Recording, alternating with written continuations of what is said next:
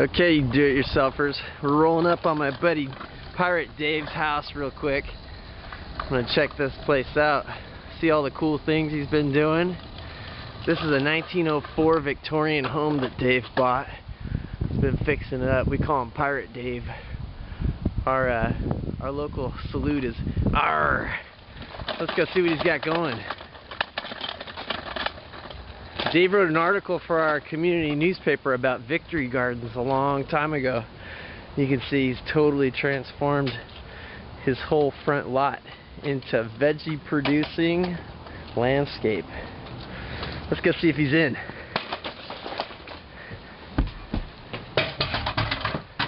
Ring my bell here. Arr! Arr! Welcome to the ship. Nice. Ahoy, matey. Come on in.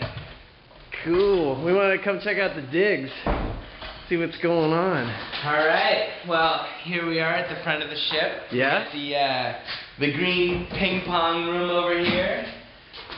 We have the back at the front entryway. Yeah? Take a look at these hidden windows that we discovered. Yeah. We opened up the ceiling right here and found these 3 windows that have been painted over for it looked like the past 100 years or so. Crazy. 8 or 9 coats of paint on those bad boys. So if we come in, you can see some of the original pocket door action here. Bird's eye maple. Very cool. Hi, kitty. We went with some strong, vibrant pirate colors for all the rooms. Nice. Here's the old pirate kitchen with a farmhouse sink. We custom built this stand out of all the old wood and hardware that was lying around the house. All these are shelves made with old floorboards, all recycled, reused materials. Wow. Here's an old 50s stove that I purchased out of a home demolition sale. Okay. But the newest piece of equipment in the pirate ship, LG refrigerator. Here's a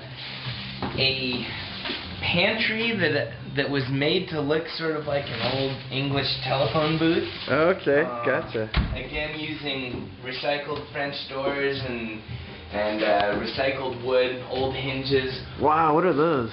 All the wood up here actually came from inside the walls and in the basement of my house when I redid it. Up here was some pirate treasure that was left on my front porch. I don't know who left it. Yeah. But we got good pirate energy around here. Good karma. People leave us presents all the time. Cool. So here's the open pantry with microwave and fantastic. Everything protected by the pirate flag.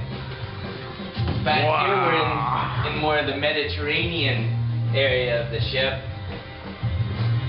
These are some old bricks that I found lying around that we just put up on the stucco wall. Meant to look like it's outdoors, even though it's really inside. This light was a really cool nautical lamp I got at a garage sale right down the street for $5. Oh man. Good find. And here, if you look in here, there's a bunch of scrap tile, just remnant glass tile. We went to the local tile shops and got all the free and affordable glass tile put together as best a presentation as we could. Wow. Come check out the inside. This is where Pirate Dave gets clean. Once a year. Wow. So all of this was reused from scrap tile? Yeah. We went to the local San Jose tile shops and got whatever remnants they had lying around and then pieced it together in some form of art. What do you think this would have cost if you had to buy all the tile new? I estimate the tile goes for anywhere between $20 to $40 a square foot. Wow. And I estimate it would have been probably $5,000 a towel. My gosh. To do this. So instead of this going into landfill or being recycled in some other format, you were able to capture it and use it for... Yep. In fact, it really was doing everyone a favor, because most of it was just sitting abandoned out, you know, in the yards behind these tile distributors. So crazy. Puts it to good use. Excellent. Got some old glass blocks that came out of my neighbor's house. Cleaned them up after the demolition and put them into there, so we have a nice natural light coming into the bathroom. Oh, dude, look at that lantern. That's a really cool lantern I got in Colombia, actually, in South America. We're up at this lake where they make this alcoholic drink by chewing up some type of fruit. This old lady with no teeth is sitting there chewing up fruit and spitting it out into an old Coke 2-liter bottle, and then you buy it from her. Yummy. Her pre-processed alcoholic beverage. But, oh shoot! But the best story was getting that lantern. That was really cool. That's killer. More pirate theme. So we get some looks like net floats, little glass floats for further nautical stuff. Speaking of nautical, this tile's pretty nautical, man. Yeah, we used a bunch of little scrap pieces of tile that was lying around, just cut them into the floor just to keep it funky. Fantastic. And that brings us out to the pirate ship. Arr! So this is made with all recycled and reclaimed wood. In fact, a lot of it came from my parents' deck when they just redid their deck last year. And of course we have a big pirate mast with old wood that I got from Leadville, Colorado. Wow. And a light sail made of old Christmas lights. Cool. That I picked up on the cheap. And one of the things I'd like to talk about are some of the energy efficient upgrades that we've made here in the pirate ship. Sure. Maybe you could take charge, Walker. Okay. Well, one of the things I wanted to point out was the laundry setup that you guys have got going. You got a really efficient washing machine here. Most of America's using a top-loading washing machine. Uses about 40 gallons of water per load. And you've got a front-loading washing machine. Maybe we can show a better picture from the front sometime. But this uses about 20 to 25 gallons. And instead of this water going to waste, what we did was we decided to pipe the output from the rinse cycle to come out through the bottom of the basement, along through the bottom, the bow of the ship, I should say, and we piped it into these containers down here. Sorry about that. That actually are going to be our water filtration setup. They're going to use plants and microorganisms, natural organisms, to filter the phosphates out of the water and clean it up a little bit so that we can use it and water the rest of the jungle that's out here. Remember what used to be here? You probably won't. We don't have any before footage of that, but there used to be this fat concrete pad out here. Oh yes.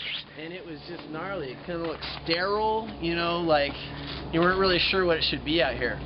Well, now it's a jungle. It is a fat jungle. Lush greenery. So what happened to that concrete patio? That's a good question. I'm glad you asked. Come on over here. So, pardon the construction ramp here. These are the slabs of the concrete. We drilled with a diamond masonry bit down, and we used a diamond blade on a skill saw, a regular skill saw, and cut it up into like 18-inch slabs. And we were thinking, man, how are we going to put in this retaining wall? We're going to have to put in all this rebar, and it's going to look, you know, really heavy and dense and pretty gnarly. But we decided we could reuse the slabs of the concrete that we cut, and we made this retaining wall. This is stuff that would have been dumped. It would have been hopefully picked up by a green, environmentally friendly concrete company and crushed and made into aggregate for other concrete mixes. So what I'd really like to talk about, if we can, is to complete the cycle. We were talking about environmentally friendly washing setup, but if we can pan up, I want to show you the most energy efficient laundry drying setup you can use. Yep, it's a clothesline. So we use the power of the sun to dry our clothes. It's really simple. Let me show you how it's done. So what you want to do is pick up some poly line, 2 or more pulleys. If you're going to have one line, you need 2 pulleys. If you're going to have multiple lines, you need 2 pulleys for every line that you're going to do. And you set them up on a high point, something you've got access to, and then anchor it at some distant point. You want to be able to have a whole load of laundry set up at once, so that you don't have like wet clothes sitting in a pile. You want to be able to put everything up on the line. So we're going to talk about how to do it today. Ready to do it? Let's go! Alright, so we've already measured where we're going to put the screw here. So we're just going to drill up through the bottom of the wood. You should really be using eye protection anytime you've got a power tool in your hand.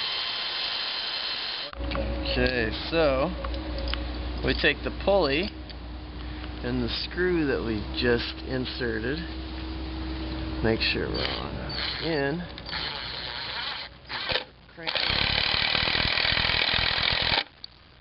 Okay. Good old impact drill. Fantastic. Alright, let's go do the other one. Cool. Alright, so let's do the second one here. So we gotta drill our pilot hole.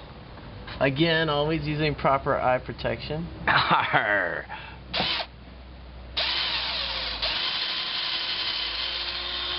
Let the drill bit clear.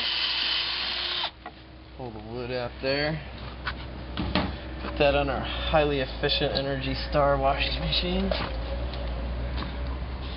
Get that started up in there.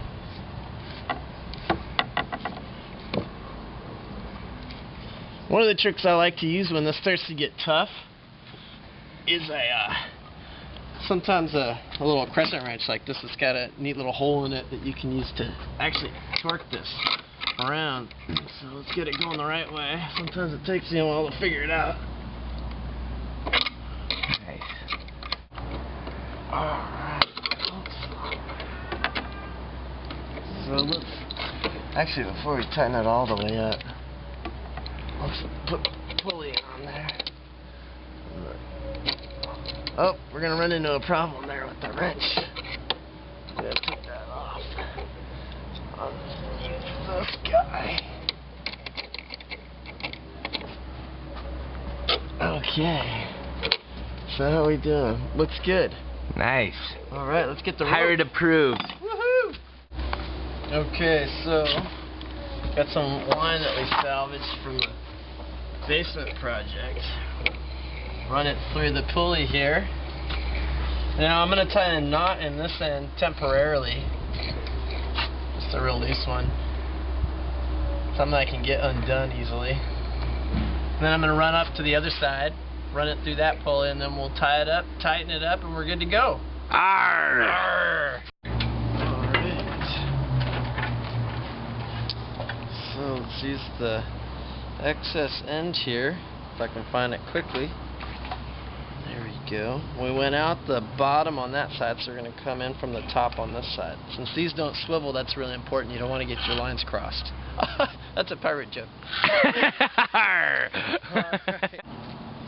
Okay. Maneuver the dock rope and tie this off for a second.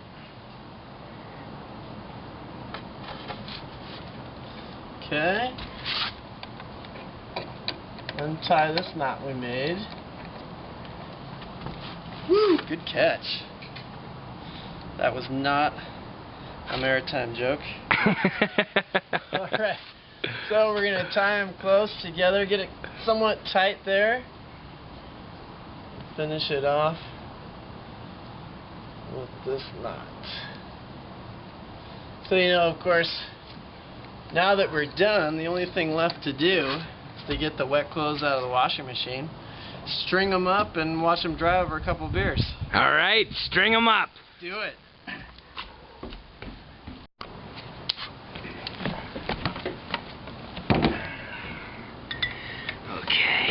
Nope. Nope. Nope. Okay, that's not moving. We're moving in. Okay. Excellent. Alright, Walker.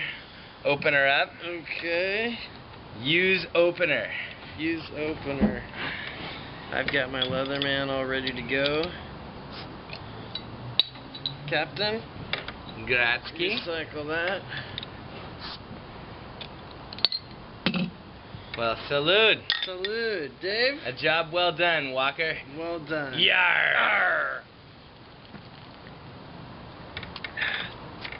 I think those jeans are going to take a little long to dry. Yeah. You know, if we started this earlier, the sun would actually be out. That's for next movie. Next movie. We got to work on our timing. Yep. Hey, we're high and dry. High and dry. Yarr. So, seriously, for next time, we should film a project for doing a water purification system Up there. on your Up garage. there. Solar powered That's water secret. still. Yep. Then you get out of your gray water system, you can get drinking water. Yep. I like it. And then the only thing I'm thinking is there's gonna be a lot of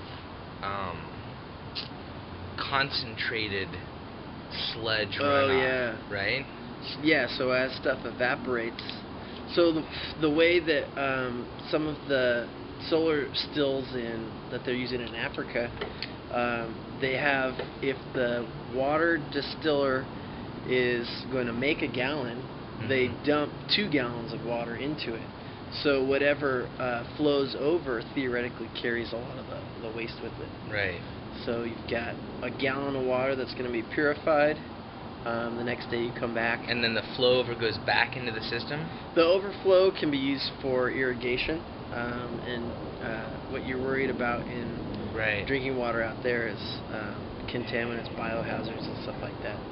You don't want to drink, but you can use it to build or to water plants and stuff. That would actually work very well because the overflow would have natural water pressure to go anywhere in the yard. That's about 12 feet of head. So yeah. That's a lot of pressure. Well, stay tuned, people at home.